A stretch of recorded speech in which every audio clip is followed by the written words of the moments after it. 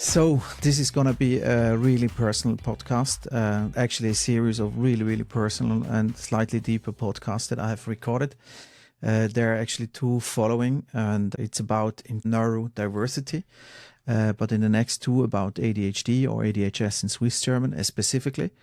Where we talk how it kind of manifested itself before and after the diagnosis, what it actually meant, how it led to that diagnosis, and what it actually means to live with ADHD. And I think this is not about using it as an excuse or want to get pity or anything like that, but it's much more about just kind of clarity, what it actually means, what are things that we have a lot of trouble with, and what kind of works easier. It's not a psychiatry session. It doesn't mean that we have scientific facts or anything like that, but it's just kind of raw and personal experience for me and Manuel sharing it with you. So I hope you like it. Welcome to This is Mental. Today with Manuel. Manuel, super happy to have you here.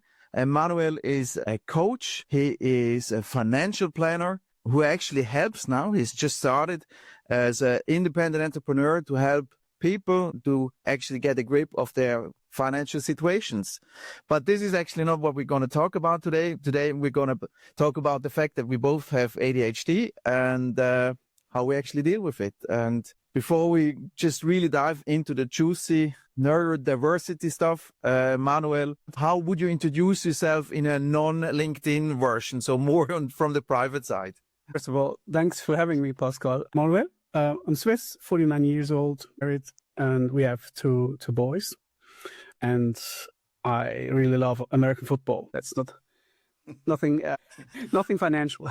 No. But actually, someone who is checking out your LinkedIn page will actually see that you have been that you're really in love with American football, right? So that's true. That's not a big secret. So super, really cool to have you here. As we said, I mean, the topic of today is basically ADHD and the fact, and that this is kind of a little bit the special kind of part of it, that we have been diagnosed quite late, what it actually kind of really entails. And you have even written a book about it. You have just released a guide as well on LinkedIn about that to help you kind of introduce the tricks and the strategies that you kind of work with. But we will touch upon that a little bit later. So before we actually start, so how did it actually go about? How did you learn that you have actually even ADHD? How did it happen? It's about 5 years ago. I wanted to lose weight because I really struggled with my weight, and I asked my doctor, what can I do? And she helped me to get an appointment with a psychiatrician to find out why I'm eating that much. And during that time, I found out that some Twitter users are talking about ADHD. I had no idea about ADHD, and when I read that tweet from a German lady, I thought, well, she's talking about my life. How can she know? She then said, well, that's my ADHD. And I went to my therapist and asked him, well, how about me? Could this also be that I'm ADHD? 18 months later, I got the diagnosis, and with 46 years. And so there was more kind of the description of someone online who actually kind of have given you the idea, right? Yeah. Which is I never thought about it. No, but it's quite amazing, right? That you actually recognize from someone sharing that they have it, and that you kind of get the clue for that. For me, it was obviously slightly different because I was having a burnout, and I also obviously went into therapy, and through that kind of like circle, we kind of came more to understand that I had this kind of waves, that it happened at least max 5 years, at this kind of breakdowns, mostly kind of physical. And then she actually then suggested that she thinks that I'm actually having ADHD. For me, it was for 2 years ago, which is really weird. But for you, the kind of that's kind of the next question that I'm leading into. So was it for you when you heard that now everything makes sense, or how was your kind of reaction to that diagnosis? Exactly. everything makes sense now because Okay. I had high output, I had big ideas, and also unexplained crashes. I could work in a hyper focus, followed by completely exhaustion. My emotional reactions in discussions, in arguments, were I'd say too strong. But I never realized that this could be something like ADHD. And well, I know I always had difficulties with administrative tasks. I mean, so tax declarations and all that stuff that you don't like. Yeah, but I thought I'm a bit different than others, but I never realized why. Yeah, that's quite interesting. And how did your family react to that? Was it also kind of like, okay, that makes sense? Now, for example, parents or your wife and your children? Well, my parents, they reacted quite different. My mom said, "Well, that's just you. You always were this way." And my father asked, "What have I done wrong?" And it's not about him; it's about me. So it has nothing to do with my parents. Well, my wife, she understood now, and she could understand why I'm that way. And the kids, they didn't realize it. Yeah, for me, it kind of like the parent thing that for me is kind of a difficult thing, to be completely honest, because I was really high functioning, and kind of like then I didn't kind of I wasn't as extreme, obviously, that it kind of got noticed, despite the fact that I had this kind of attention issues, right, in school, during my apprenticeships, right, this exactly what you said, this administrative task I was super terrible. And as soon as it got highly complex, I really kind of outperformed every single time. So that kind of the signs were always there. And so for me, it was that kind of like bit I had to, that was kind of quite a struggle for me to actually. I know also the fact that I didn't have this. Yeah. And my wife, she's super. I mean, she's really pragmatic about it. And it's like, okay, I mean, this might explain things, but I mean, it's not an excuse, right? Yeah, exactly. You can never use it as an excuse. No, exactly. So that you have to deal with it. That's kind of just how you are. And in the end, everybody has kind of different kind of tics and things, and you just have to deal with it, right? And you have to work. Sure. And that's actually quite. Also, I think it's also quite interesting, right? How long it actually took. And I mean, I think we both had quite a successful career, right? And without the understanding of actually what was happening, but we kind of both dealt with that in a probably not always perfectly, but we actually could deal with it quite well. But now when we kind of talk about that, have you, since you received the diagnosis, have you kind of been diving into the neurological parts of that with the dopamine kind of thing? So. Yeah, I started reading everything about it, and I tried to understand how all these things work in my head. But to be honest, it's too complex. I just have to accept it. It's yeah. I know that I need dopamine, and I know that if I eat, don't know, chocolate or whatever, I get it. But yeah, it's how it is. I mean, I cannot change it. No, exactly. So, and when you kind of looking back as well a little bit, how kind of like were you dealing with before you knew the diagnosis? I mean, obviously you could actually manage it, right, to a certain point. What were your kind of strategies there, and how has that actually changed now that for me, just kind of make an example. For me, I have become more or nicer to myself, because before I was really harsh and you're an idiot, you're stupid, you're lazy. I'm still fighting with that, especially if I have a kind of a low dopamine kind of situation. Right? And before I was really, really angry and nasty with myself. I never experienced that way. I just read a study about the age factor. Obviously, when we get older, 45 years, all the masking is too heavy for us. It takes us too much energy, and I think that could be the reason why both of us had realized in our mid 40s that that could be ADHD. What I thought is about myself, I knew that I'm not the best in the admin tasks. I knew that. I just had to work hard to get it done, because I reached all my goals. I reached them. It's not that I struggled to get a job or whatever, or to do my study. Well, after the diagnosis, I think that I realized, okay, there is a name for that. There is a name for that behavior. But do you kind of like interact now differently than you, or do you things differently now and more kind of like, we'll maybe going into that a little bit later, but is it a little bit more kind of proactive things, that strategies in terms of your personal life or professionally? And I think obviously you have become an entrepreneur, right? You have started your own business. But beside that, what was kind of like, did you do things differently, or how do you interact it to kind of use that professionally? Well, I try to be calmer a bit, not to overreact emotionally. Yeah, I try to think more about what's happening around me. But have you been open about that diagnosis in your professional environment? Yes.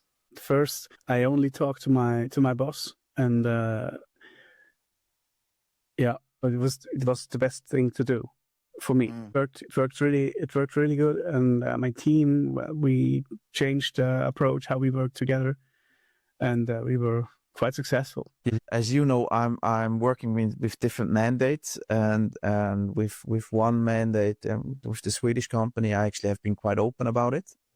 Also because I started the podcast, right? And kind of they were asking what is the triggers behind that, and then with the other company hasn't actually come up. It's a little bit difficult to how kind of open you want to be, especially now I'm a freelancer, right? I'm mandate based, and I'm a little bit wary, especially with Swiss companies, actually, to be completely honest. But it's in terms of the personal life, I think one of the things is that what I have when I have been talking about this with different people, right? When you say that you have the diagnosis and then how kind of what kind of the different aspects that you have problems with are, then some of the people react with, I also have this kind of like I have sometimes difficulties concentrating myself, I'm getting nervous as well and stuff like that, which is kind of like a little bit weird to me, but I think it's coming. I'll perceive it as they coming from a place of goodwill, so that they want to say that you're not that strange, but it's also kind of a little bit weird. How did you kind of have also this kind of experiences? Yeah, I had this as well. I mean, that's what I hear. I don't know. Once a week at least. Aren't we all a bit ADHD? No, we aren't. You are not. I mean, it's different to be ADHD, to have our brain. I mean, the noise in our brain is not comparable to somebody who hasn't ADHD. And the only way to understand this is if you, I don't know. Well, I can understand how it is without the noise. We should have ADHD simulator for neurotypical persons. So you're taking medication, right? Yes. And that's one of the things we also have discussed that separately already. For me, that's one of the more difficult parts of the whole thing. Actually taking medication, because I'm a sales. I have a sales role. I have to be out there. I have to be creative. I have to be enthusiastic, empathic, and everything. And especially when doing presentation or interacting with potential clients and partners. Kind of my hyper attention in that situation is creating a lot of energy and positive energy, and kind of like creates a super bonding effect. And that's one of the aspects I think I'm quite successful in what I'm doing, which is then, kind of like taking the pill, kind of dampening this part quite a lot. So I'm super kind of aware that, and I'm actually not taking something on a regular basis. It's more kind of situational, kind of just because of the fact that I know I have to be that kind of like I have to have the ADHD kind of effect in these presentational situations. Let's put it that way.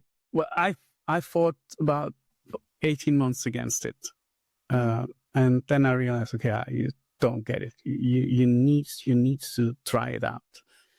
And as I was a heavy smoker in my past, I couldn't get the normal medication like Ritalin. So I have another one, which has not that highs and that lows. It's just I have some level, and for me it works perfectly. And I know if I have days that are really challenging, where I really need to focus, I can get the higher dose, and I use the normal dose for everyday life. It's perfect. But I know if I would be on the highest dose, I would be super attentive, but I really lose some creativity. Yeah, exactly. And that's not what I want. No, exactly. I am at the same point as you are. If you lose creativity or empathy, that's just horrible. Yeah, exactly. That's exactly the reason. So when for me, it's more kind of if I have a lot of let's say internal meetings, kind of planning and strategy or whatever, then I actually need a pill, to be completely honest, because otherwise I can't sit through those.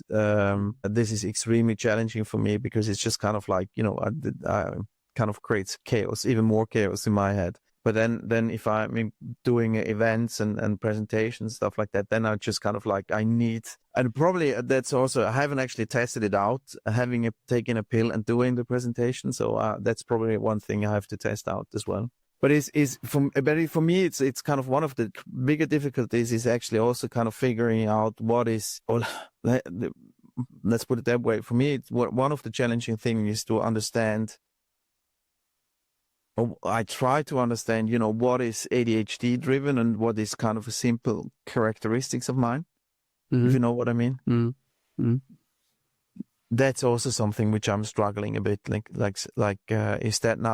Is that me, or is that kind of the neurodiversity part, or which is essentially me as well? But I mean, it's a different, I think you aren't a different person if you take medication. No, you aren't a different person, but maybe, you lose some creativity, or you can work better with medication. I mean, when I went to evening school to study for financial consulting, I sat in a classroom 24 other students, and to me it was horrible because I had to. I tried to focus on what the teacher was saying. I couldn't, and then I started to play solitaire games, card games on my computer. And that is perfect for me. Then I can follow any very boring lesson. I can really follow it, but I cannot watch the teacher. And this is the same in meetings when during COVID in home office, where when we didn't have the cameras, I could play. But at the moment when we started to have the cameras on, which took 1 or 2 years, I couldn't play anymore. And so it made it difficult again. And it's not that I'm not listening to you, but no, exactly. I need something to do with my hands, and then I'm happy. So that's kind of like the one of the probably one of the weird things that I have, and I always had that, but now I'm actually allowing it. Let's put it that way. is the fact that if I'm sitting at a desk and have to actually work, kind of prepare a presentation, write a report, research, or whatever it is, then I have a big screen, and then I always have some kind of movie series in the upper right hand corner going on, so that I have the distraction of something going on. And that enables me actually to really work focused and on a presentation, for example, which is super weird, but I'm actually not, and just calming down my mind in order to be really kind of like being able to concentrate to actually do the other thing, which for me before I knew I had that, but I could never place it why that actually is until I was in therapy and talking exactly about this. And some I heard from some have heavy metal or kind of really intense music going on. For me, it's just kind of like a movie or a series going on, just kind of on the side, just kind of like have this noise level in my ears, which is quite strange, but yeah. When I have to do deep work and to think or write a lot, I go to one of the restaurants here in my place. I'll have my headphones. I will have loud music. Every style of music. I can listen to country or to trance or to hardcore hip hop, and I do my things, and it works perfect. And I don't know if this is really the best thing to do in an office. It's not possible. No, exactly. I mean, that's. But I think it's also another thing, and I think you have also had this strategy, right? Because you had a successful career in banking as well, and I went into sales, right? And where I have a lot of freedom actually to create my day and kind of work throughout the day, and which means also that I'm quite flexible in where I actually work, so I don't have to be in an office every day, which I really like a lot. One of the topics that we kind of, and that you write in your book about as well, is this rejection sensitive dysphoria. So this kind of like that you are super sensitive to negativity towards you. And that's one of the things that when kind of looking back as well, that and also now it's something really weird. Before I had always kind of like, oh, you're a people pleaser, and you're kind of a little bit showman, you're a funny guy, you want to kind of like make everybody feel comfortable. But now kind of looking into that gives it just a different angle to the whole story. How was that for you in realizing that there is something a little bit more deeper than just that you want to be liked? Yeah, I'm super happy that I realized, or that there is a term for it. There is RSD. I know now why I reacted that way. I must be. Well, I have been a horrible boyfriend in my teen years, or even a husband, I think, because every time we got in an argument, I thought, well, the next day she will divorce me. But that's not the fact, and it's just you take everything too serious. That's the problem. And at the workplace, the same thing. I always thought the new colleague is here to replace me, but he just joined our team, and I always thought, well, that's my enemy. Stupid. And I did so much wrong in the past, but yeah, I cannot change it. No, it happened. No, exactly. But it's for me, it's actually not necessarily that the colleagues are competition, but I was always kind of afraid I'm getting fired, and still are, to be honest. And mostly not even kind of because of I have failed to deliver or something like that. It's just kind of like if I don't feel the vibe, if I don't have a flow with that person or with the boss or anything like that, then I'm getting into that kind of like, oh shit, he doesn't, and it's always really, really, really personal, right? You have had quite a good kind of career in banking, right? You have been working for UBS in leading roles. You have been working for Notenstein, Vontobel. And now looking back, could you see some strength out of from ADHD that you kind of really kind of can say, okay, this is coming from that, and then also kind of the difficulties you had during your professional life? Can you kind of connect that? Yeah, I think when I was younger, I was really able to deliver a huge amount of output because of the hyperfocus. Now I know it. Now I understand it. I think that's the positive thing. But the negative thing is I was always the one speaking up, even to higher management, because I thought it's okay to be honest. One of the key strengths, obviously, then is kind of like being able to deliver high complex results in kind of like tight time frames. Yeah, I can. I mean, I was able to deliver 1 week work in half a day because I just focused on it and went through it, and in the evening it was finished. Or I worked during the night. I never missed a deadline, but I procrastinated until, I don't know, 2 days before. And that was horrible for my bosses. They always thought he's not working. Well, actually, I was not working on this project. I was working on something else, or I was distracted. But yeah, I delivered. In the end, I delivered. I mean, it's for me, again, I thought being able to engage on a different level. And for me, it always felt that I have, actually, I had a way of describing it because I was always working in software companies in the banking environment. And then we always had these project guys, and the project guys, they were relentless, right? They just kept working and working and working and working. And I was delivering a workshop, super high intense, and then I was really finished. So I always had this understanding. I'm kind of a racehorse. And they're kind of working horse. So I'm really extremely fast, but only for a short period of time. And though these 100-meter sprinters versus marathon runners, right? And it always bothered me. But now I have understood now of what I deliver in that 2-hour session or whatever it is. But what I'm still struggling with is that I need, for example, I've just had this bigger event for the one company I'm working with. And I'm really kind of empty after it. And that's kind of, for me, that's super kind of, I feel really kind of empty. So I'm super highly focused and I'm delivering it and I'm really into that. And then suddenly this kind of whole thing kind of drops away. It's done. And I'm actually not even happy about it. I'm always super critical of what I have been doing. And then I'm kind of, then the whole exhaustion or kind of the energy I put into kind of is dropping away. And then I need at least a day kind of pause with no social interaction. Otherwise, I'm really getting depleted. No, I don't have that because I just filled it automatically with all the tasks.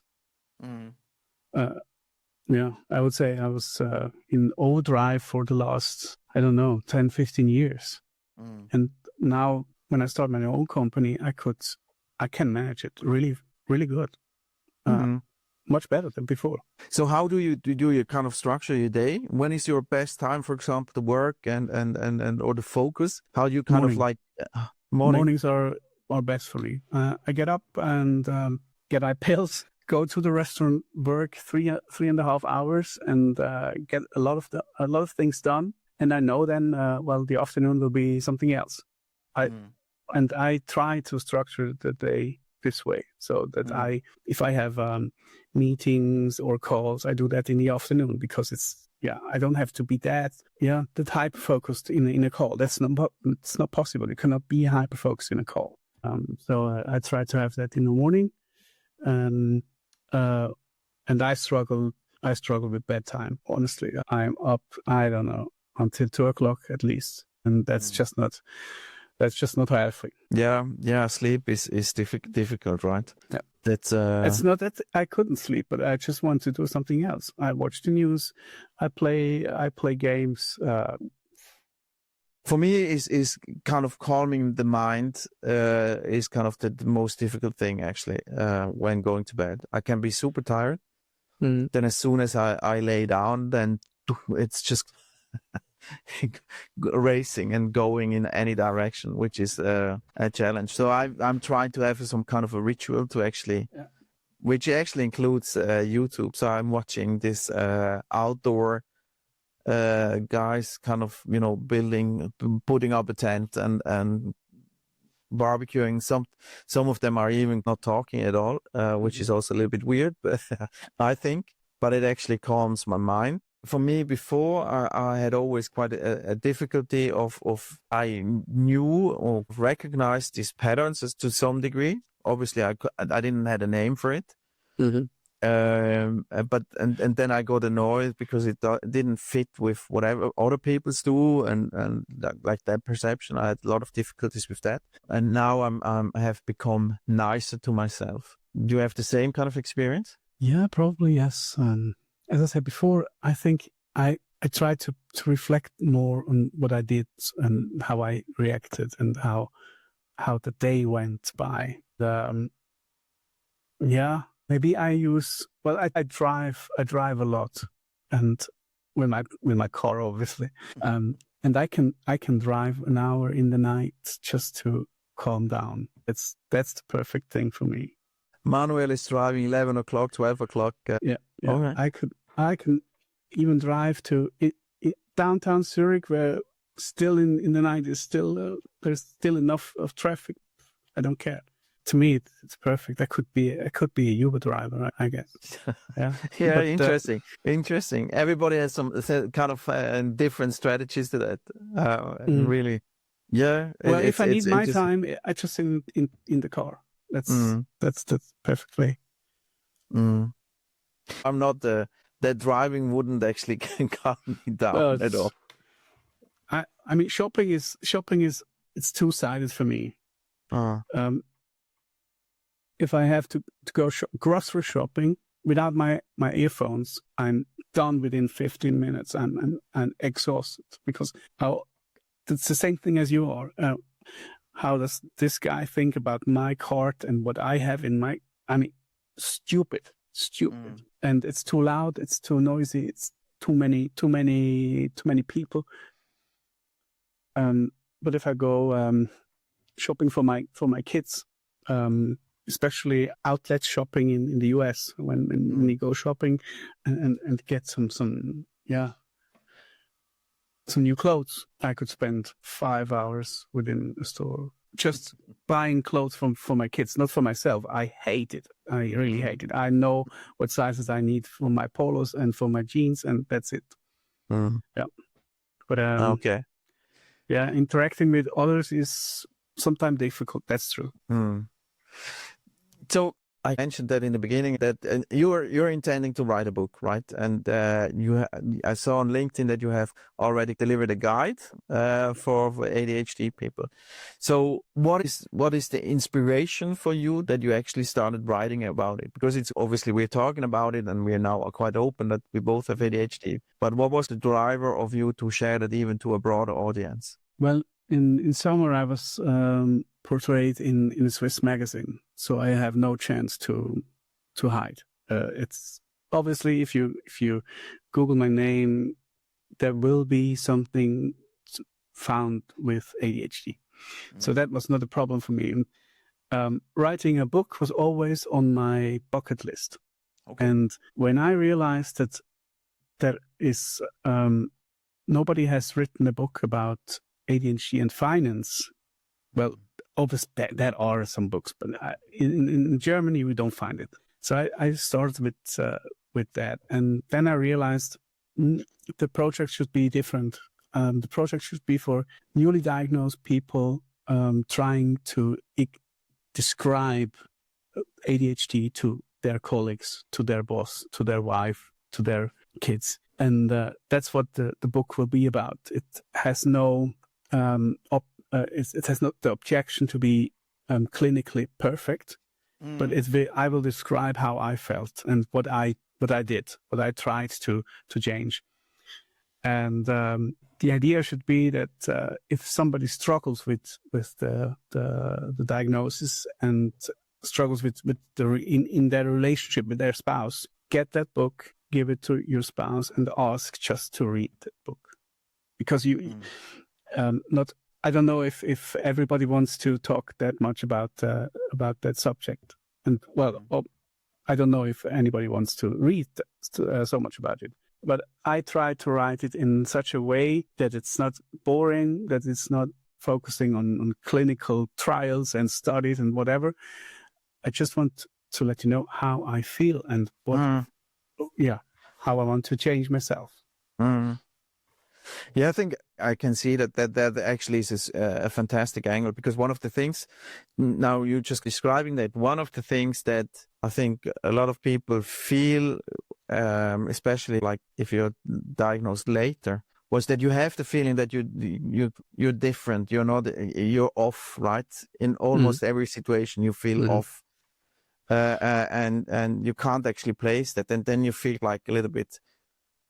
Obviously, at some points you have potentially a little bit self-pity as well, but it's just like I'm somehow, there is a mismatch, and by reading about that there are others, and especially your angle, it makes it probably quite easy to actually feel relief that you're not alone, right? I think that's probably one of the key messages I would presume, right? Yeah, and you're not broken. You are not broken. Yes. You just need a different operating system. Or a manual. You need a manual for yourself, for your life. But you're not broken. But you will keep the financial angle there as well at some point, right? Or at least a chapter. At least a chapter. The idea is to publish then the financial thing later. And what is what is your plan just now? Where are you in your kind of writing the book? It's 90% finished. So it's just the last 10%. It's the fear of maybe it's comparable to your projects or to your presentations. It's my fear to finish it and to publish it, maybe. Because you talked about the guides that I published yesterday. I mean, this was in the making for weeks, and I just wasn't sure, should I really publish it? Should I ask for money for that? And can I do that? Just go for it. I think, I need to build more self-confidence there. I'm obviously posting about the episode on LinkedIn, and we'll link your profile as well, so that I can actually access that. But what in terms of the toolbox that you've written down, so what are the key triggers there? What do you have, or what is the suggestions there that you have written down now? Well, it's how I organize myself. A lot of my strategies in there. I mean, I had to build some habits and systems and tools that you as well. I have ClickUp for project management. It can be any tool for project management. Just use one. And Apple Notes for getting all my thoughts or writing all my thoughts down, because I can remember a lot, but not everything. I had to accept that I cannot remember everything. And I try to explain it to the reader that you can do that as well. You can organize your life around it. I mean, all my luggage, every piece of my luggage has one Apple AirTag in it, just to be sure where the hell that the luggage is. Even my kids have AirTags in their jackets when we go to places, where they don't know. Well, obviously the older one not anymore, but the younger one at least, just to not lose him. You can do so many things to organize your life, and you can try to create checklists or package lists. I think you have also package lists for your stuff, and you just need to do it. In the past, I didn't do that, and I had to buy all the things I've lost, or all the things I forgot at home, and that's in the end, that's the ADHD tax. You pay a lot of money for things you don't need, or you don't need twice, just because you were not organized enough before. And this, I try to be more organized. Which kind of habit had the biggest impact in your kind of daily life now? Is it the ClickUp, the writing down, or? Yeah, I would say it's Apple Notes. I mean, as I said before, during my study time, when I was playing, I was not taking notes. So I had to remember it out of my brain. And now I know I can write it down and have it somewhere organized, because all the paper stuff is horrible for me. I have a small scanner on my desk just to scan everything. I don't want to have it in paper. No. It must go away as soon as possible. Even my handwritten notes, they need to be digitized. It reduces the amount of energy I need to remember. I think that's the biggest part of ADHD or traits is the energy level.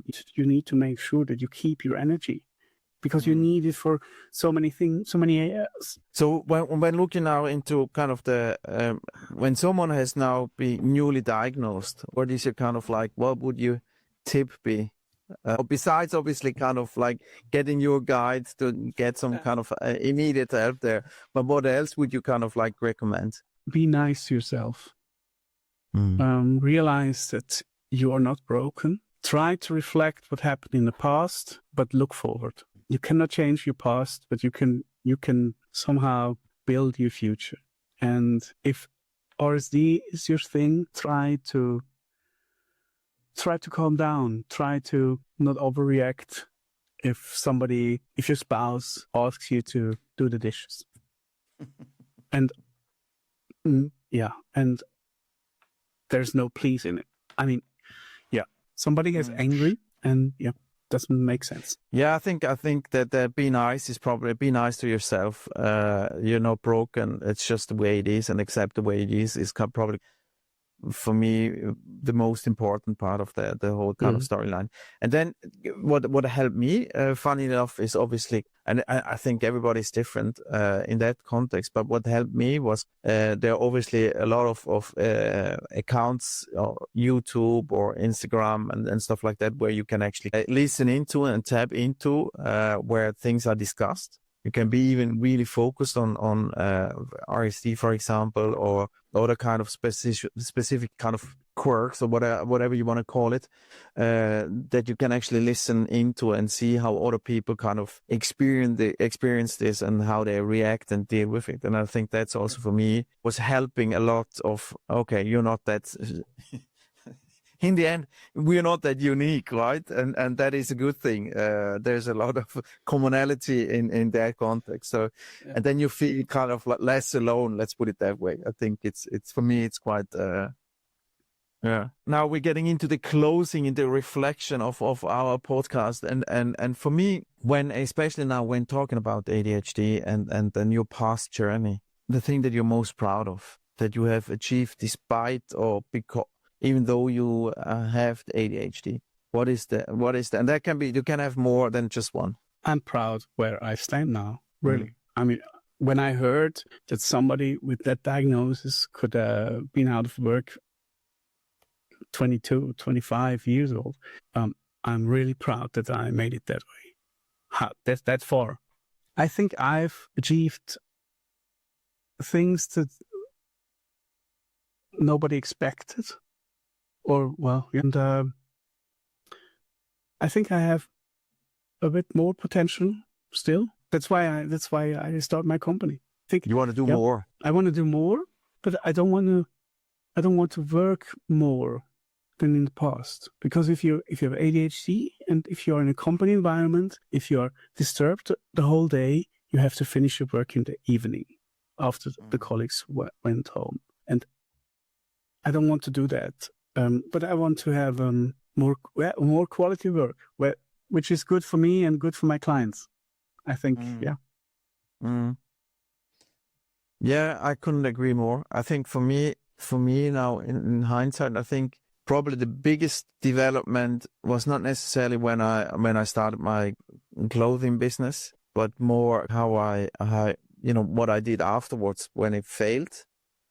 And the way I have set up now myself as a business developer, sales for hire, that can shape the way I want to work and where I think I have the most impact. Let's put it that way.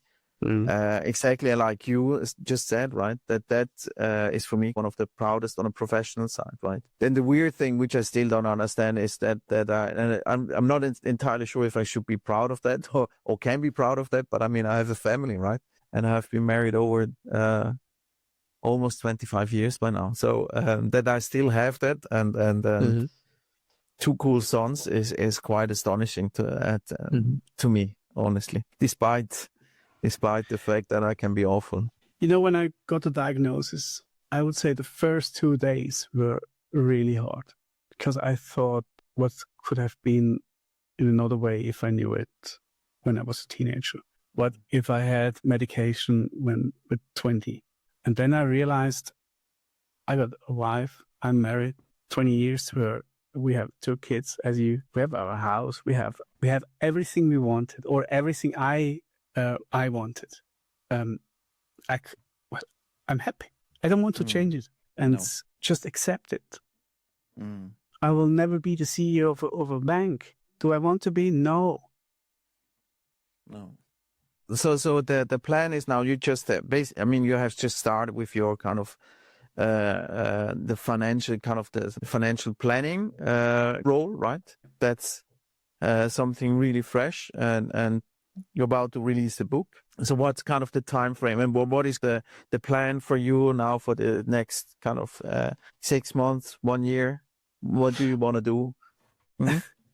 I have to stabilize my income. Obviously, I'm happy with the turnover at the moment, but I know I will need more clients, and and I don't focus just on neurodiverse clients, because we are only about 5% of the population. So also have some very normal clients. The next thing should be to release the book. I need to give me now a time frame when within I have to release it so that I finish it. I mean, there are so many things or so many people that have approached me since I left my last employer, since I'm a freelancer as well. There are so many possibilities you can do, and just go for it. Just try.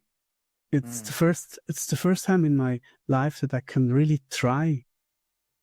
And well, and I will fail. I'm sure I will fail in some ways, but I can try out so many things now. Yeah, it's a journey, right? It's I think that's the cool thing, right? You have to be a little bit relaxed as well with what comes and how that it actually works out, everything. But and we both have the same problem. If we are on a project for too long, it gets boring, and you need to change. And if you have to change jobs, that's horrible. That's horrible. I mean, my last job was 4.5 years. It was the largest time span in my life that I spent at the same job. And it was I think it was only possible because I got medication. Which is a good thing as well, right? That you actually could have that stability. But I think as well, that probably the way forward in that situation that you have put yourself now as an entrepreneur is probably the best one to actually go. You really find your best way, whether it's now just what you're doing or if that develops into something else that has to be seen. But I wish you all the best in that. And if you want to have a final word on what people should know about ADHD, what would it be? And as a final kind of exclamation mark.